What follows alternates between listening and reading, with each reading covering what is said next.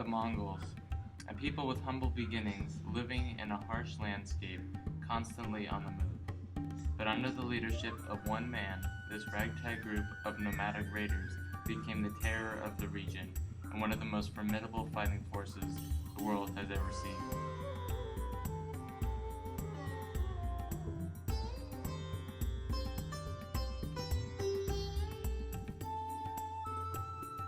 With the conquest of the Middle World, the Mongols changed the face of the region and the course of Muslim culture forever.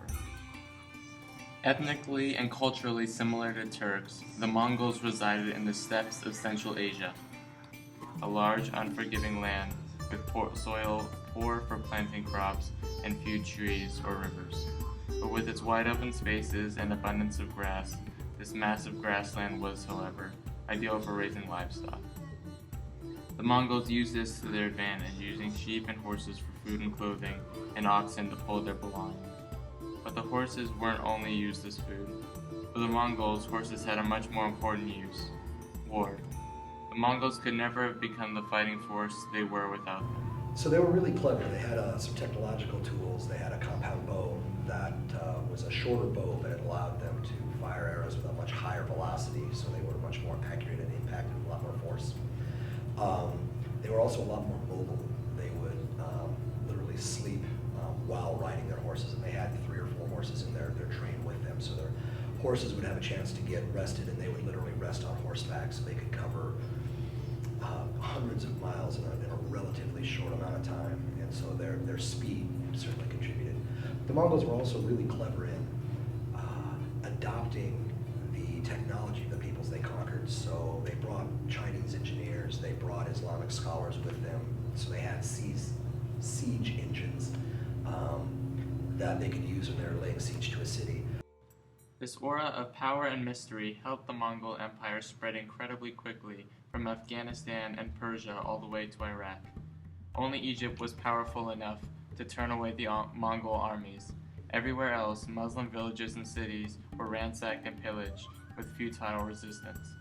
At the forefront of this bloody conquest was a man named Chengiz Khan, whose name eventually became Genghis Khan, meaning universal ruler. Born in 1165 CE and the son of one of the Mongol chieftains, Chengiz had all the makings of a future leader. Ruthless, charismatic, and brilliant, Chengiz seemed destined to follow in his father's footsteps. But everything changed when his father was murdered when Chengiz was 9.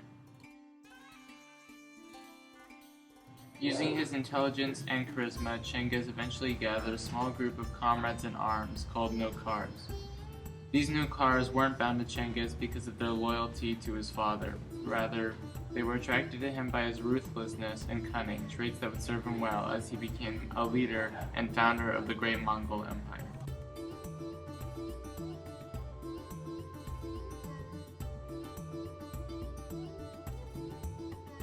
They were pulled together by Genghis Khan, and the Song dynasty was beginning to fall apart in the 13th century anyway, and so the Mongols kind of had a happy accident of history.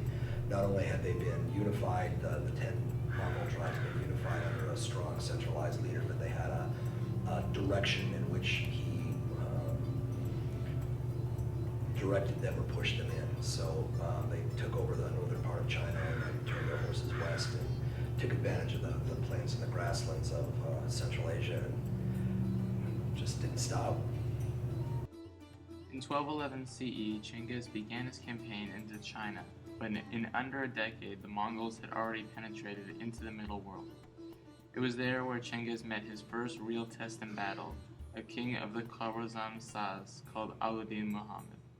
Alauddin, who believed himself to be a military mastermind, purposely killed Chengiz's merchants who were traveling through his territory in order to provoke Chengiz into attacking.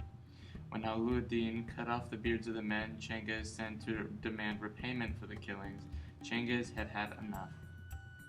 In 1219 CE, despite being vastly outnumbered by Alauddin's armies, the Mongols obliterated Alauddin's forces and scattered them to the west, while Chengiz and his Mongols penetrated further into Persia, where some of the largest mass killings in history would take place.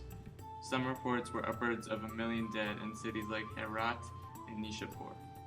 Although there were nowhere near that many people living in those cities, refugees fleeing from other cities the Mongols had already sacked may have swollen the numbers. But I think the most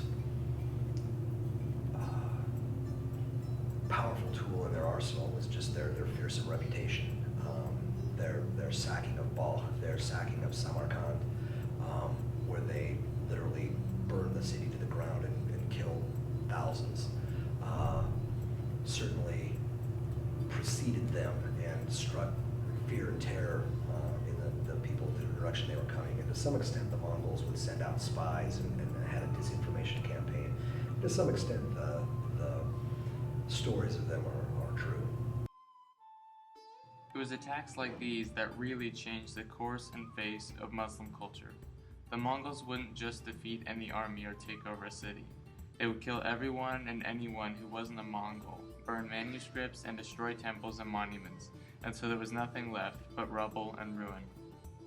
Because of the Mongols' reign of terror, much of Muslim life and culture has been lost. This massacre had only one note of improvement for the region.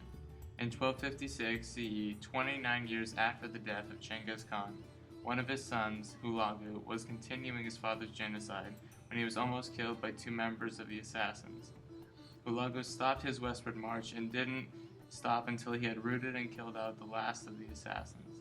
The Mongols helped end the Crusades as well, as the last of the Crusaders were driven out by the remains of Alauddin's defeated army as it rolled west. So this is one of the really interesting things about the Mongols is, at the risk of sounding like a pejorative, they're barbarians. They don't have any civilization, any culture of their own, civilized city dweller cultures. So in short order, they became acculturated or assimilated into the peoples they conquered. So the Yuan dynasty in China are really the Mongols that had become Chinese.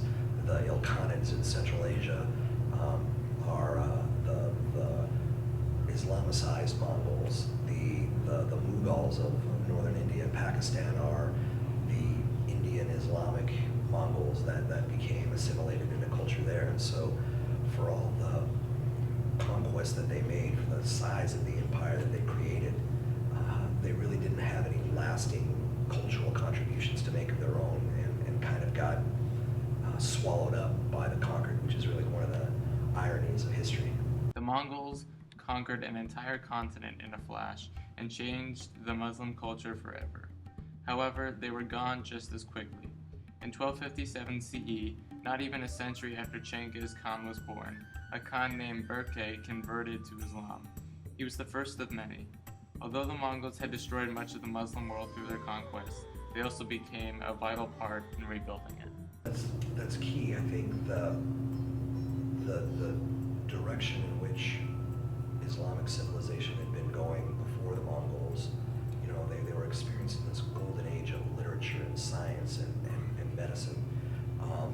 The Abbasid dynasty was beginning to waver and fall apart and break into factions, but the Mongols really kind of polished that off and really kind of cleared the way for the next 400 or 500 years of non-Arab conquerors in the Middle East. So first the Seljuk Turks, and then after them the Ottomans are going to be the rulers of the Middle East, and really as vassals of the Mongols, this is how they got their foot in the door.